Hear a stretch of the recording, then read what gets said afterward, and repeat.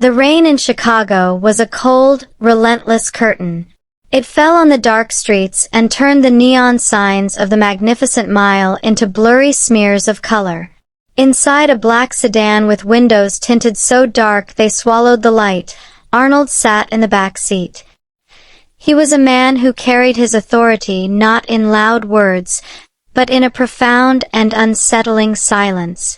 His face was like stone, his eyes the color of a winter sky, and they missed nothing. His driver and most trusted man, Ferdinand, navigated the evening traffic. The car was a capsule of quiet power, moving through the city like a shark through deep water. They were returning from a meeting, a discussion about territory and trade that had ended, as Arnold's discussions often did, entirely on his terms. Ferdinand slowed the car at a red light near the entrance to Millennium Park. The usual crowd of tourists and late office workers was absent, driven away by the downpour. That was why the small, solitary figure was so visible. A child, no more than 5 or 6 years old, was standing under the inadequate shelter of a bus stop, soaked and shivering. Her small frame was racked with sobs that were audible even over the sound of the rain and the car's engine. Arnold's gaze, which usually slid over the world with detached indifference, fixed on the child. His expression did not change, but Ferdinand felt the shift in the atmosphere inside the car. It was a subtle tightening. "Stop the car," Arnold said. His voice was low and flat. Ferdinand did not question the order. He pulled the sedan to the curb, a short distance from the girl. Arnold did not get out. He simply watched. He saw a woman in a diner across the street notice the child. The woman, a waitress on her break perhaps, pulled her coat over her head and ran across the street through the rain. This was Paula. She was young, with a brightness to her that the gray city had not yet managed to dim. Her most striking feature was her hair, a vibrant coppery red that fell in loose curls from under her coat. She knelt in front of the little girl, her voice a gentle murmur lost in the storm. The child flinched away, terrified, her cries growing louder. Paula did not reach for her. She just stayed there, kneeling on the wet pavement, speaking softly. Then, she changed her language. The words that came from her mouth were not English. They were German. Soft, melodic, and ancient. Es ist alles in Ordnung, Paula said. Everything is all right. Du bist sicher. Ich werde bei dir bleiben, bis wir deine Mama finden. You are safe. I will stay with you until we find your mom. Inside the car, Arnold froze.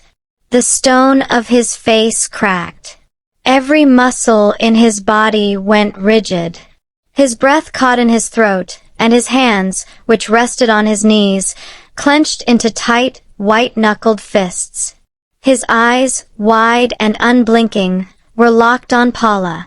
The sound of the German language, spoken in that specific, gentle tone, was a key turning in a lock he had sealed decades ago. He watched, transfixed, as the little girl's sobs began to quiet. The familiar, soothing sounds reached her through her fear. She looked at Paula, her big eyes full of tears and confusion, and then she took a small, hesitant step forward. Paula smiled, a warm, radiant thing in the gloomy rain, and continued to speak in that soft German, telling the girl she was brave, that help was coming. Just then, a police car, its lights flashing silently, pulled up behind Arnold's sedan. An officer got out, alerted by a call from the diner, and approached the scene. Paula stood up, still holding the little girl's hand, and began speaking to the officer, pointing back towards the park. The spell was broken. Arnold's paralysis shattered, replaced by an intensity that was far more familiar, but now directed with a new, singular focus. He leaned forward, his gaze burning into the back of Paula's head. "Ferdinand," he said. His voice was a rough whisper, stripped of its usual control. It was the voice of a man who had seen a ghost. Yes, Arnold, Ferdinand replied, his own posture stiff with alertness. Arnold's eyes did not leave the red-haired woman. That woman, the one with the hair. I want you to find everything about her. Her name, where she lives, where she works, where she was born, who her parents are. Everything. You understand. Everything. Ferdinand nodded slowly. I understand. Do it quietly. I do not want her to know. I do not want anyone to know, Arnold commanded, his voice regaining its steel. He sank back into the leather seat, but his body was still tense, his mind clearly miles or years away. As the police officer led the little girl to the safety of his car, with Paula watching until they drove away, Ferdinand pulled the sedan back into the traffic. The city continued its wet, indifferent life around them. But inside the car, the world had shifted on its axis.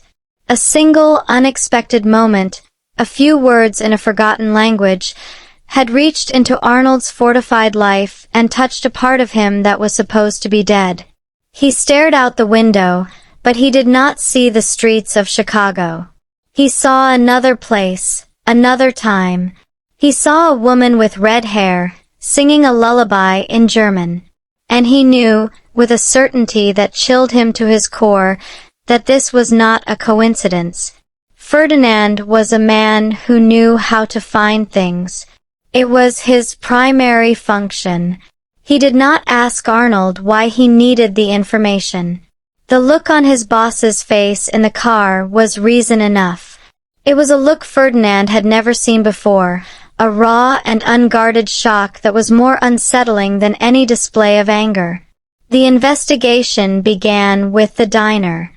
Its name was the Sunrise Griddle, a 24-hour establishment that catered to taxi drivers, night workers, and people with secrets. Ferdinand sent a young, non-threatening associate to eat there. The associate made casual conversation with the manager, complimenting the food and the service. He asked about the nice red-haired waitress who had helped a lost child the other night. The manager, happy for the positive attention, was forthcoming. Oh, that's Paula, he said. Paula Schmidt. Good kid. Reliable. Paula Schmidt. The name was a starting point. Ferdinand took it and began to build a profile. He used resources that were invisible to the common world. He accessed databases and public records with a few quiet phone calls and the transfer of untraceable funds. Paula Schmidt was 24 years old. She had a social security number, a driver's license with an address in a modest apartment building in the Pilsen neighborhood of Chicago, and a clean record. No criminal history. Not even a parking ticket. She had moved to Chicago 2 years ago from a small town in rural Indiana. She worked 2 jobs, the diner and a cleaning service that contracted with office buildings downtown. It was all very ordinary. Too ordinary for the reaction it had provoked. Ferdinand dug deeper. He looked into her origins. Her birth certificate listed her place of birth as Medora, Indiana. Father, Carl Schmidt. Mother, Anna Schmidt. Maiden name Hoffman. Both parents were deceased. A car accident, 10 years ago. Paula had no siblings. The names Carl and Anna Schmidt meant nothing to Ferdinand. He compiled the information into a concise, typed report. There were no photographs yet. He presented it to Arnold in the study of his home in the affluent, guarded suburb of Oak Brook. The room was lined with books, most of them unread. It was a stage set for a life of intellect that Arnold did not possess. He preferred the directness of action and consequence. He took the single sheet of paper from Ferdinand and read it in silence. His face was once again its usual mask of stone, but Ferdinand saw the slight tremor in his hand. "Schmidt," Arnold said, testing the name. It seemed to taste wrong in his mouth. "Her parents. Are you certain?" "The records are clear," Ferdinand said. "Birth certificate, death certificates. They are a matter of public record in Indiana." "This is wrong," Arnold stated, his voice low. He crumpled the paper in his fist. "This is not right. I need to see her. I need to hear her speak again." "Arnold, that may not be wise," Ferdinand said carefully. "If she is connected to something, it could be a risk." "I do not care about the risk," Arnold said, his wintry eyes locking onto Ferdinand. "I need to know. Arrange it.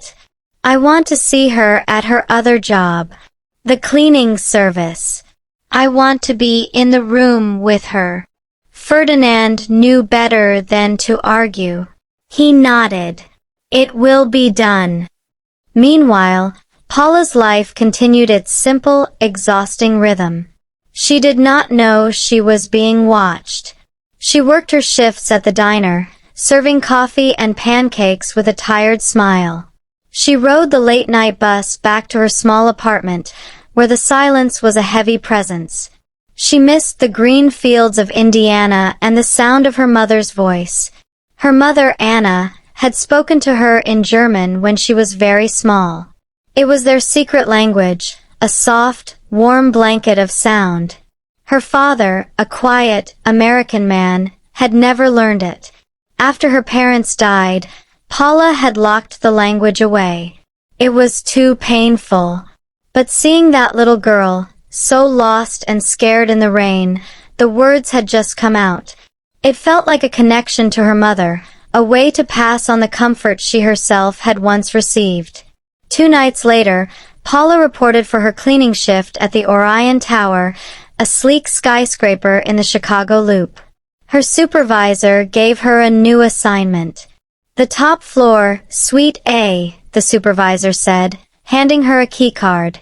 "It's a private office. Deep clean. The client is very particular. He will be there, working late. Do not disturb him." Paula felt a flicker of unease. Cleaning an occupied office was unusual. But she needed the job. She took the elevator to the top floor. The hallway was silent, carpeted in a thick, dark gray. Suite A had a name on the door, but it was only a series of letters and numbers. She swiped the key card and entered. The office was vast, with floor-to-ceiling windows that showed the glittering grid of Chicago at night. It was sparsely furnished, a large, empty desk, a single leather chair, and a sofa. There were no personal items. A man stood by the window, his back to her. He was tall and broad-shouldered, silhouetted against the city lights. "Please proceed," the man said without turning around. His voice was deep and calm. Paula nodded, though he could not see her. She set down her cleaning caddy and got to work. She dusted the empty desk. She vacuumed the pristine carpet. She wiped down the already clean windows. The entire time, she was intensely aware of the man's presence. He did not move.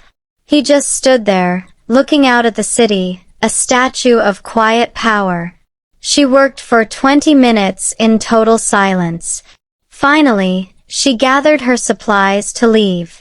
As she turned towards the door, the man spoke again. "The weather has been very bad," he said, still facing the window. Paula stopped. It was not a question, but it felt like he expected a response. "Yes, sir," she said softly. "It has been raining a lot." The man turned around slowly. Paula's breath caught. He was older than she expected, with a face that was both hard and deeply weary. His eyes were a pale, piercing blue. They looked at her with an intensity that was frightening. "I saw you," he said, his voice low, "the other night, in the rain, with the little girl." Paula's heart began to beat very fast. How could he have seen her? The street had been empty. "Oh," was all she could manage. "You were very kind to her," the man continued. He took a slow step towards her. "You spoke to her. It was not English. What language was that?" Paula felt a cold dread trickle down her spine. This felt wrong. This felt dangerous. It was German," she whispered.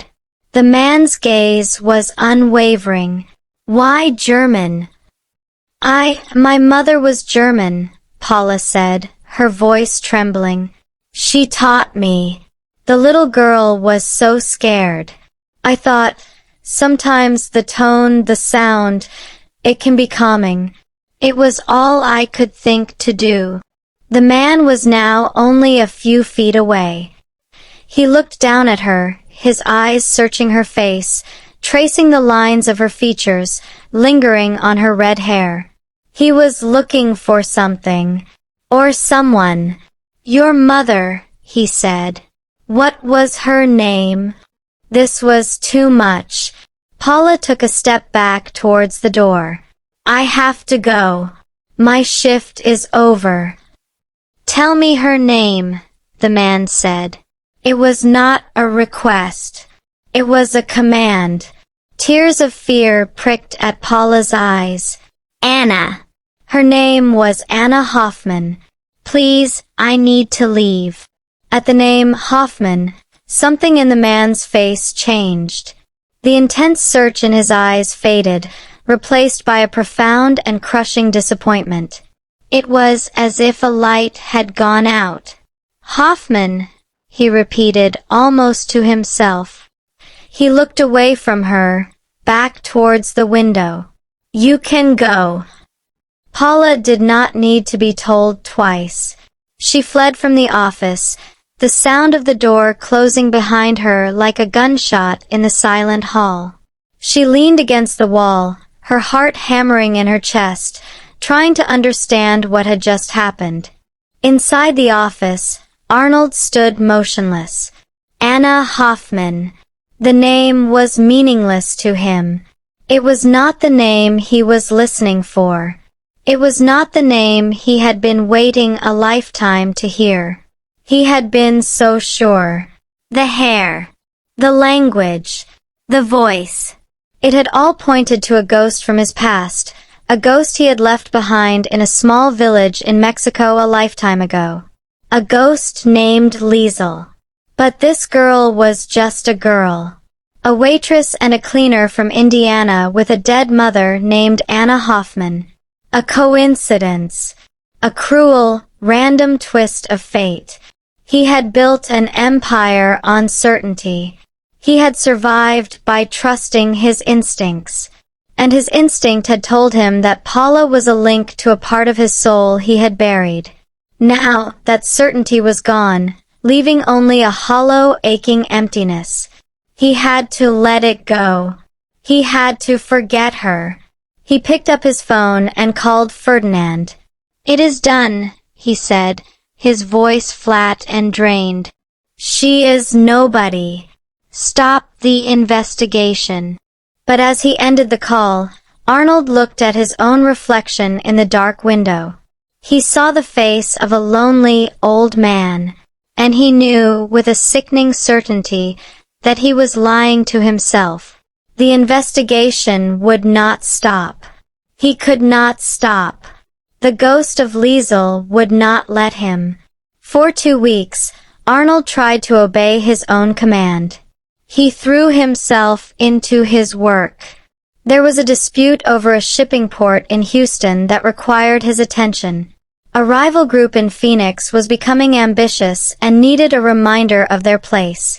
He conducted meetings in back rooms of restaurants and from the quiet study of his Oak Brook home. He gave orders that were carried out with silent efficiency. The machine of his empire ran smoothly. But he was not smooth inside. He was jagged. The name Anna Hoffman was a door that had slammed shut in his face. It was the logical, rational answer. It was the answer the records provided.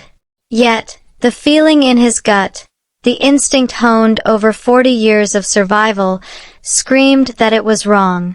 The woman, Paula, was a living echo. Her voice was a key that had fit a lock he thought was lost to time. He could not let it go. He summoned Ferdinand again. This time, they were in a warehouse near the industrial docks of Lake Calumet.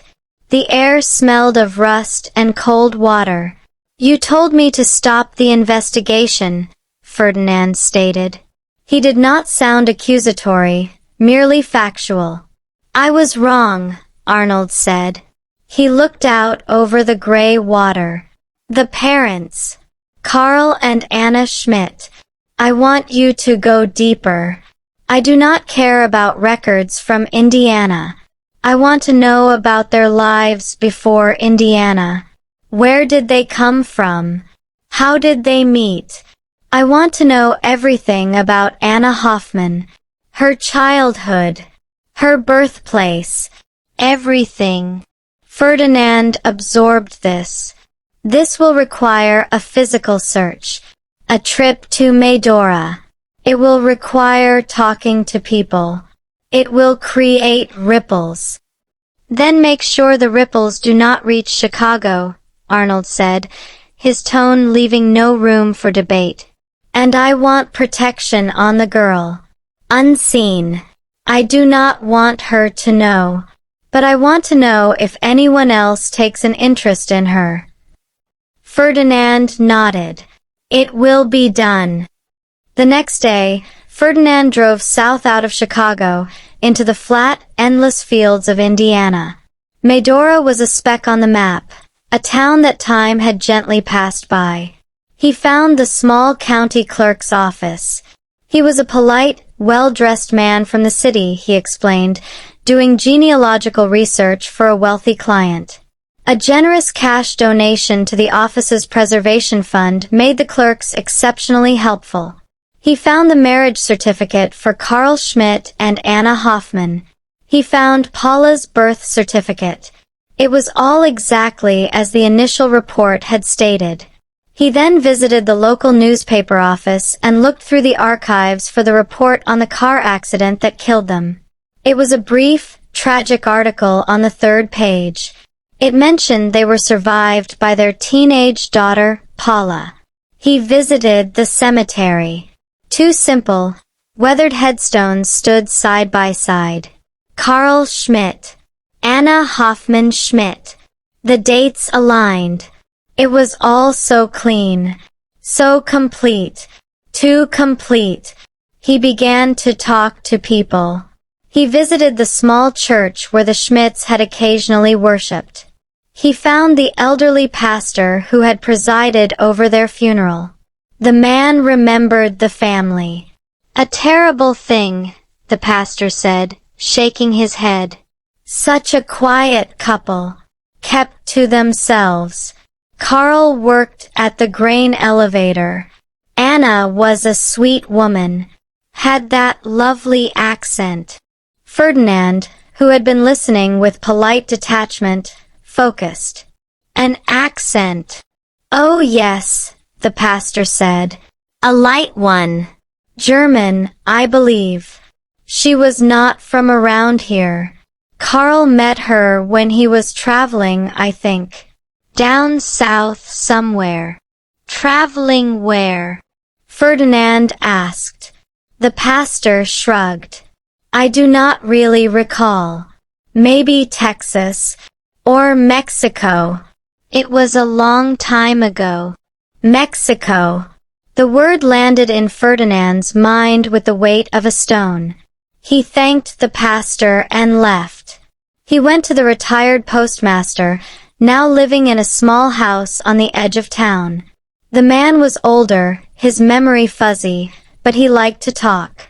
Ferdinand asked him about the Schmidt family. Carl? Sure, I remember him. Quiet. His wife was prettier than he deserved. The old man chuckled. Got all her mail from family overseas for a while. Then it stopped. Big packages, too. From some place in Mexico. Can't remember the name. San something. Then, after a few years, nothing. Ferdinand felt the first real thread. Did you ever see a return name? On the packages. The postmaster squinted, his mind traveling back through decades. It was a woman's name. Started with an E. Or an L. No, an L. Liesel. No, Liesel. Something like that. Funny name. Ferdinand did not react.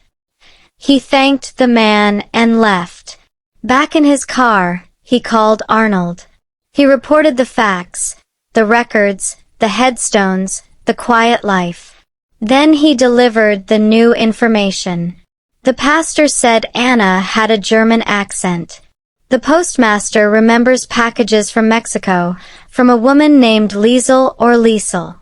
The connection to Mexico is possible. There was a long silence on the other end of the phone. When Arnold spoke, his voice was different. It was the voice from the car in the rain. Raw. Stripped bare. Liesel, Arnold whispered. The name was a prayer and a curse. Her name was Liesel. In Chicago, Arnold ended the call. He walked to his safe, hidden behind a false panel in his study. He dialed the combination and opened the heavy door. Inside, there were bundles of cash. He took the box out and carried it to his desk. He had not opened it in over 20 years. Inside, on a bed of faded velvet, were two things. A small, black and white photograph, creased and soft with age. It showed a young, handsome Arnold, his face not yet hardened by life, his arm around a beautiful young woman with laughing eyes and a cascade of curly red hair. Her name was Liesel. The second item was a tarnished silver locket. With trembling fingers, Arnold opened it. Inside was a tiny, blurred picture of the same woman, and a single long strand of coppery red hair, still vibrant after all these years. He had left her in a small, dusty village in Sonora, Mexico. He was a young, ambitious man then, involved in a different kind of business. She was his whole world. He had promised to go back for her. He had promised to bring her to America. But a war between families had broken out. He was forced to flee north to save his own life. By the time it was safe to return, years later, she was gone. The village elders told him she had died of a fever. They showed him a grave. He had always believed it. He had carried the guilt and the grief like a stone in his chest for decades. It was the wound that had never healed, the reason for the cold emptiness at his core. But now, a red-haired woman who spoke German like Liesel, whose mother had an accent and received packages from a Liesel in Mexico, was cleaning offices in his city. The dates. He calculated frantically. If Liesel had been pregnant when he left, if she had not died, the child would be Paula's age. A terrible, wonderful, devastating hope began to break open inside him. The headstones in Indiana, the records, the name Anna Hoffman, they were a lie. A story constructed to hide a truth. To hide Paula. He looked at the photograph of Liesel. He looked at the memory of Paula's face in the rainy street. The resemblance was not just in the hair. It was in the shape of the eyes, the curve of the smile. He had been so blinded by his search for Liesel that he had not seen the possibility of her daughter. He had a daughter. The thought was so immense, so seismic, that it shattered the foundations of his being. The lonely, old man in the reflection was gone. In his place was a father. And with that realization came a new, more chilling one. If he could find this truth, so could others. The past was not dead. The old wars were not forgotten. There were still men, old and powerful, who would see Liesel's daughter not as a person, but as a weapon to use against him. Or as a target for revenge. The protection on Paula was no longer a precaution. It was the most important order he had ever given. He picked up his phone, his hand now steady, his voice the clear, cold voice of the Mafia boss. Ferdinand, come back. The investigation is no longer a search. It is a protection detail. And we are no longer looking for a ghost. We are preparing for a war. Arnold's world had reconfigured itself around a single, fixed point. Paula. His daughter. The words echoed in his mind, a truth so profound it felt both impossible and inevitable. The cold, strategic part of his brain began to map the threats. The old conflict that had forced him to flee Mexico was with the Vasquez family. Their patriarch, Hector Vasquez, was still alive, retired in a fortified estate near Puerto Vallarta. If Hector discovered Liesel had borne a child, and that child lived, she would become a prime target for his vengeance. The protection on Paula intensified.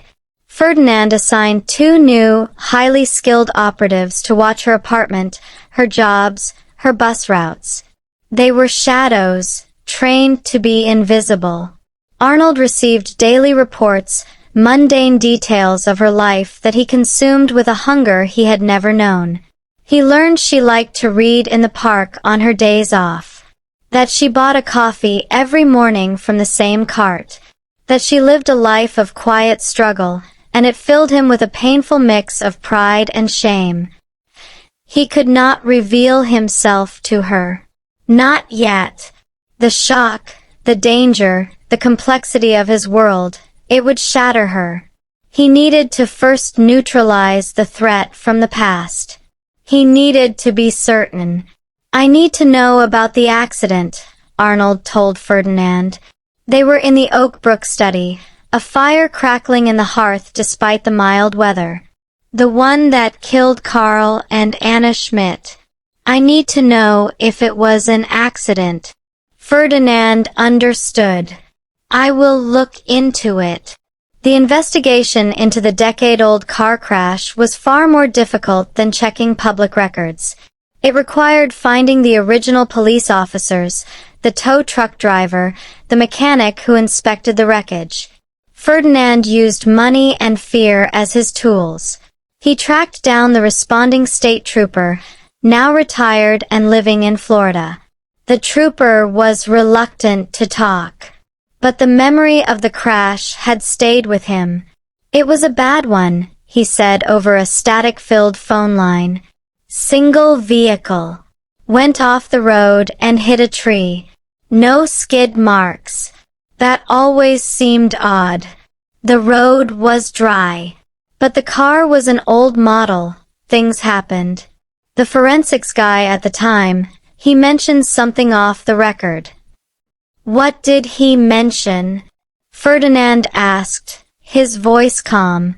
He said the brake lines looked worn. Not ruptured from the impact, but like they'd been tampered with. It was never proven. Case was closed pretty quick. Small town, overworked department. They called it a tragedy and moved on. Tampered brake lines. It was not proof. But it was enough for Arnold. It fit the pattern of his world. A quiet, professional elimination. The pieces were falling into a terrible picture. Liesel had not died in Mexico. She had fled, pregnant with his child. She had created a new identity for herself, Anna Hoffman Schmidt, and hidden their daughter in the most ordinary place she could find, small-town America. She had cut all ties, except for the dangerous, loving link to her past, the packages from her sister, or perhaps her mother, the mysterious Liesel in Mexico. And someone had found her. Someone had killed her and her husband to silence the past. Arnold knew he had to go to the source. He had to go to Mexico. He told Ferdinand to prepare the jet. They were flying to Hermosillo, in the state of Sonora. It was the closest major city to the village where he had last seen Liesel. The journey was a ghost-haunted pilgrimage. As the arid landscape of northern Mexico unfolded beneath the plane, Arnold saw the ghost of his younger self in every dusty road, every distant mountain. In Hermosillo, they hired a local driver, a taciturn man who asked no questions. The village had a name now, San Miguel. It was no longer the dusty collection of shacks he remembered. It had a paved road, a few more buildings, but the essence was the same. Time moved slowly here. He found the village elder, a man so old he seemed made of leather. His name was Javier. He remembered the young, fierce American from so long ago. He remembered Liesel. Arnold did not threaten. He simply sat with the old man, offered him a fine whiskey, and spoke in a quiet, respectful tone. He showed him the photograph. "You told me she died," Arnold said. Javier's ancient eyes looked at the photo, then at Arnold. There was no fear in them, only a deep, weary sadness. "It is what we were told to tell you," he said, his voice raspy. "By her family. She was not dead. She was with child. Your child. Her father was a proud man. He said you had brought shame upon her and then abandoned her. He wanted you to believe she was dead. He wanted to protect her from your world." "Where did she go?" Arnold asked, his heart pounding. "North. To the United States. Her sister, she had married a man from Texas. They helped her. They made her new papers. The last I heard many years ago, she was in a place called Indiana. She had married a good man, a quiet man. She was happy, I think." "And the packages?" Arnold pressed. "She sent packages to her sister?" Javier nodded slowly. "Yes, for the girl. For your daughter. Clothes. Letters. So the girl would know her family, her blood. It was a risk, but Liesel was a brave woman." Arnold had his confirmation. The entire, heartbreaking story. Liesel had chosen to protect their child from him. She had chosen a life of peaceful obscurity over the dangerous glamour he offered. And it had found her anyway. As they drove away from San Miguel, Arnold knew what he had to do. The final piece was the Vasquez family. He had to know if they were the threat. He placed a call from a secure phone. It was a number he had not dialed in 20 years. A voice answered, old and thin, but still sharp. "Arnold, I heard you were sniffing around the past." "Hector," Arnold said, "I have one question. The woman, Liesel. Did you know she had a child?" There was a long pause on the other end. "A child? Your child?" Hector Vasquez sounded genuinely surprised. Then he let out a dry, rattling laugh. "So that is what this is about." "No, Arnold. If I had known, I would have used it against you long ago. My war was with you, Not with some woman and a baby. Your ghosts are your own." The line went dead. Arnold felt a surge of cold relief. Hector was not the threat. The car accident, the death of Liesel and her husband, was likely a random, tragic event, or the work of some other lesser enemy from his long career. The greatest threat to Paula now was, and always had been, himself. His world. His legacy. Back in Chicago, Arnold stood once more at the window of his top-floor office. The city glittered, a kingdom he had built with blood and will. But it felt hollow. The only thing of real value was a young woman with red hair, riding a bus back to her small apartment, completely unaware of the storm of history that swirled around her. He could not give her his world. It was a poisoned gift. He could not reveal himself as her father. The truth would be a burden that would crush her simple, honest life. But he could watch. He could protect. He could ensure she never had to work 2 jobs again, that she could live in a better apartment, that opportunities would quietly come her way. He could use the vast, dark machinery of his empire to weave a blanket of safety around her, a blanket she would never see or feel. He saw her then, in his mind's eye, speaking German to a lost child in the rain. She had her mother's kindness. She had her mother's heart. He had lost Liesel. He had missed a lifetime with his daughter. That was his penance. He picked up the small, wooden box from his desk. He looked at the photograph of Liesel, at her laughing, fearless eyes. Then he looked at the strand of red hair. "I found her," he whispered to the ghost in the box. "And I will keep her safe. This is the only thing I will ever do that truly matters." He closed the box. Outside, the lights of Chicago twinkled, indifferent. Inside, a mafia boss made a vow that had nothing to do with power or territory, and everything to do with a red-haired maid who had unlocked his frozen heart. It was not the ending he wanted, but it was the one she deserved. And for the first time in his life, Arnold put someone else's needs before his own.